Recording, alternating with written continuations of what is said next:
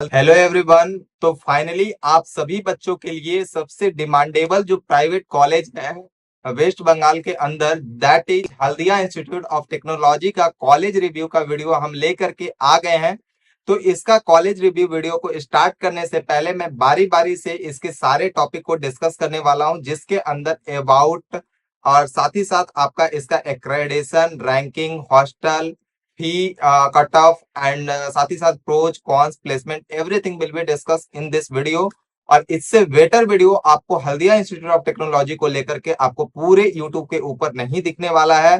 तो डेफिनेटली अगर आप फर्स्ट टाइम आए हो चैनल के ऊपर तो चैनल को सब्सक्राइब कर देना। एंड अगर वीडियो अच्छा लगे, लास्ट तक देखना वीडियो को, अगर अच्छा लगे, इंफॉर्मेटिव लगे तो चैनल को सब्सक्राइब करके वीडियो को लाइक कर देना एंड ज्यादा से ज्यादा बच्चों के पास शेयर कर देना।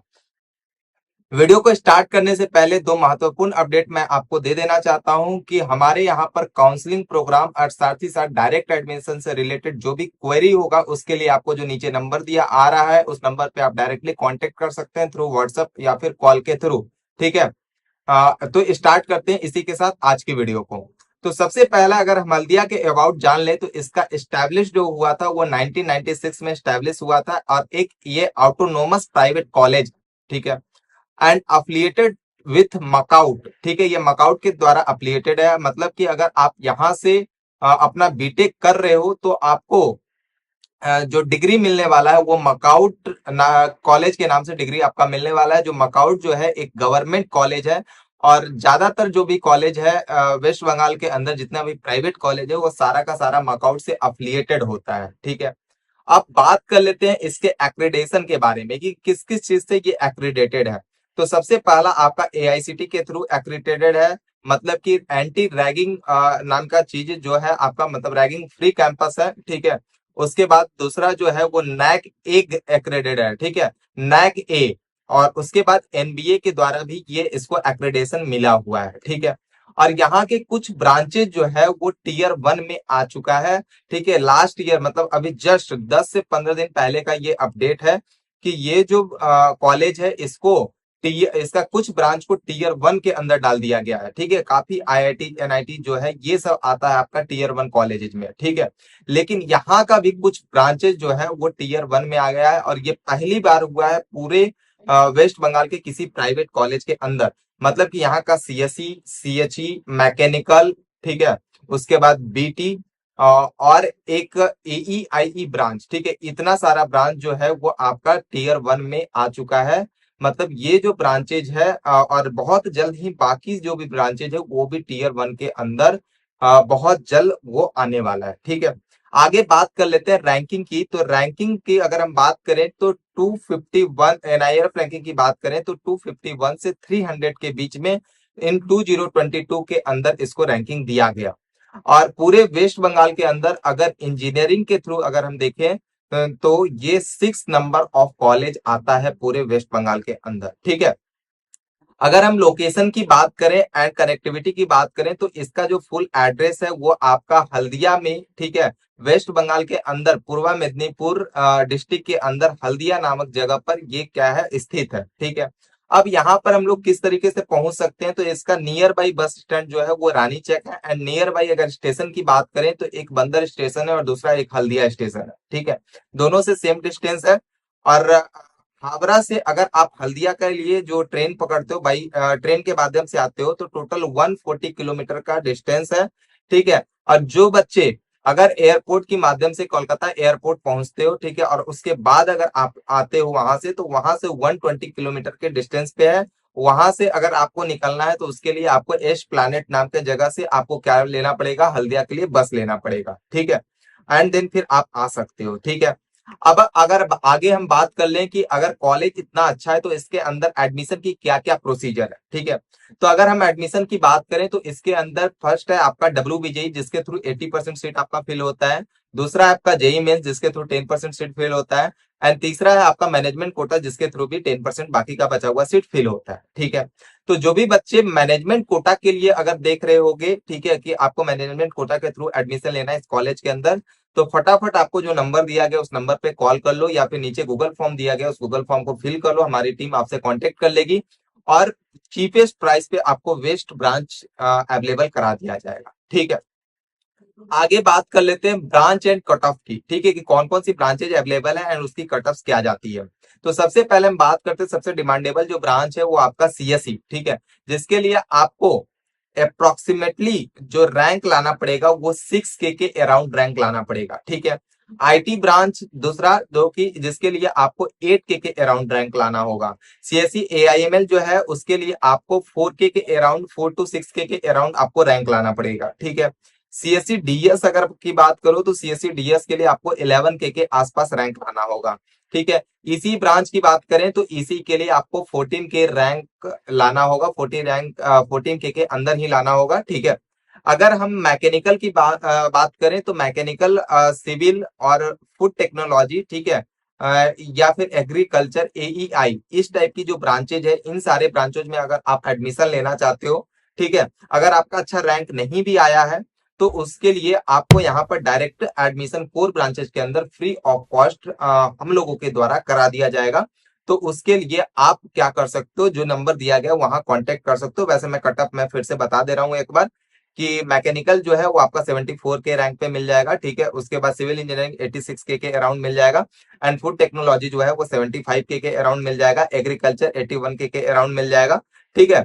एंड बीटी जो है वो 70K के अराउंड मिल जाएगा, ठीक है। अगर इलेक्ट्रिकल की बात करें तो 40K के अराउंड आपको रैंक लाना होगा इलेक्ट्रिकल ब्रांच के लिए, ठीक है।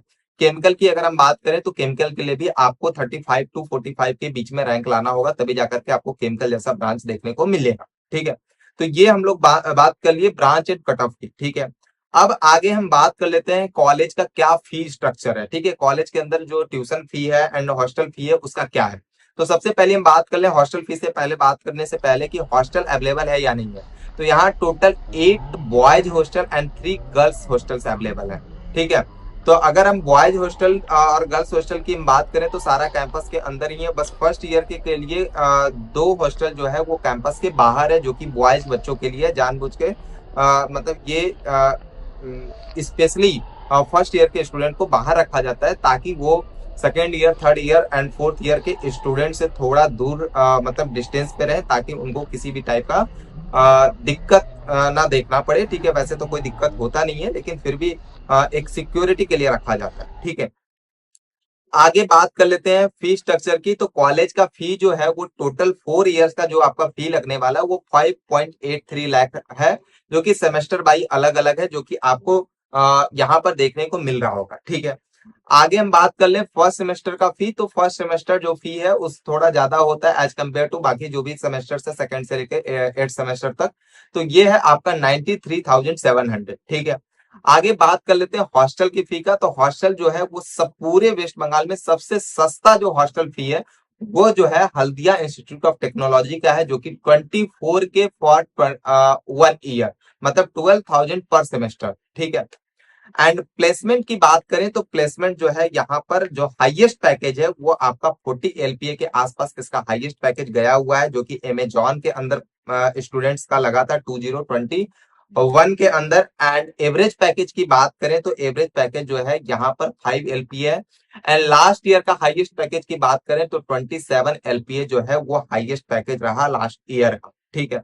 अगर प्लेसमेंट रेशियो की बात करें कि यहाँ का प्लेसमेंट रेशियो क्या है, तो लगभग 85 to 90% स्टूडेंट का यहाँ प्लेसमेंट लग जाता है। कुछ 10 से 15% बच्चे या तो हायर एजुकेशन के लिए चल जाते हैं, या फिर 1 से 2% बच्चे ऐसे होते हैं जो कि पढ़ाई पे बिल्कुल ध्यान नहीं देते हैं, तो उन सारे बच्चों का प्लेसमेंट नहीं लग पाता है।